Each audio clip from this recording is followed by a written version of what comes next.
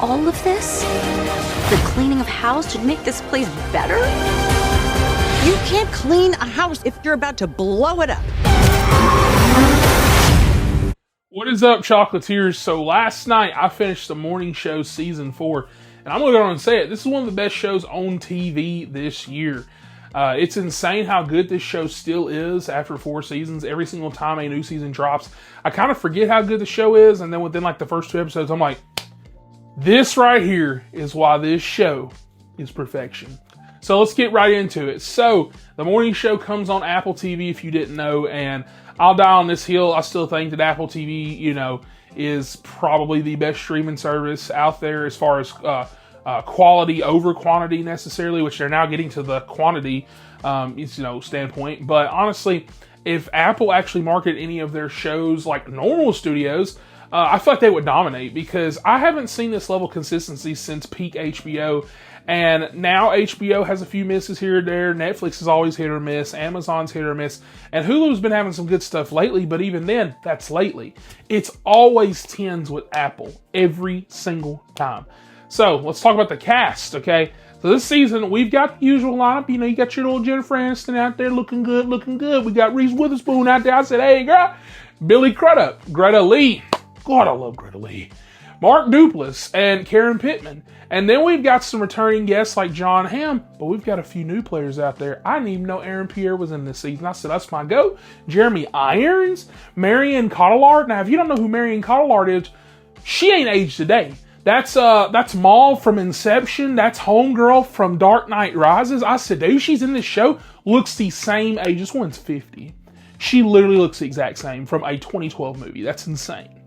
So, what I really loved about this show, or this season in particular, I should say, is that this season, like every season, has its own feeling.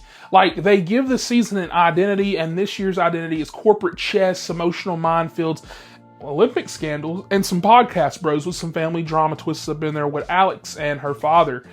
Season 4, I feel like, is the embodiment of nobody here is really safe. And so episode 1, you got the setup from the finale of season 3, where Stella, played by Greta Lee, and the crew have taken more control over UBA, and they're prepping huge coverage for the 2024 Paris Olympics. And then boom, everything starts falling apart. You start learning about conspiracies, crazy stuff. They're dealing with AI, huge tech stuff, and deep fake voices, and this and that. Meanwhile, Bradley gets pulled back into the fold with this massive investigation storyline about UBA's past scandals. And I think that UBA has more scandals than any real network combined in real life.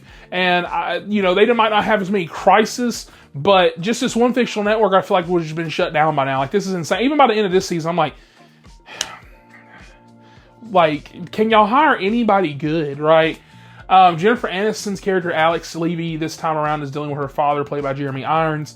And Jeremy Irons is so good at playing characters that make your blood pressure rise. She's also dealing with Boyd Holbrook, who is basically playing a satire of every modern male podcaster who thinks he's like Socrates, because he bought a microphone on Amazon, right?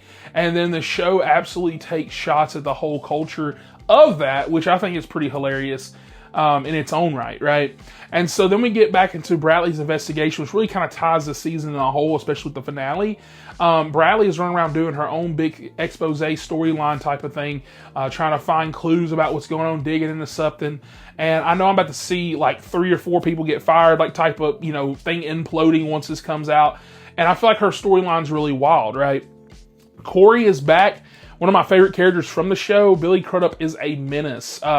He is one of my favorite characters in this show, period, and I'm so glad he's back in full force. He wants his job back. He's got this movie he's making, so he's like kind of blackmailing Greta Lee and all this crazy stuff, because he's like always kind of trying to be 10 moves ahead of everybody else, but sometimes he really gets people, like he lets people use him, which I really felt for him this season in particular. And I feel like every Corey scene is like watching someone defuse a bomb by like cutting random wires to just see what happens. Because a lot of times he just acts very random, and I love that. Now, I think Nicole Beharie as Christina is starting to become one of my favorite characters, because she becomes the face of the Olympics coverage because she used to be an Olympian, and then halfway through the season, she gets hit with a scandal. Okay, her old friend accuses her of using performance-enhancing drugs, and just the way that implodes. Just the answers that you get. Suddenly her career, her medals, her job are all in question, and the show treats it like a real ethical debate. Is it true? Is it political? Is it personal revenge? Is it a media hit job? Nobody knows.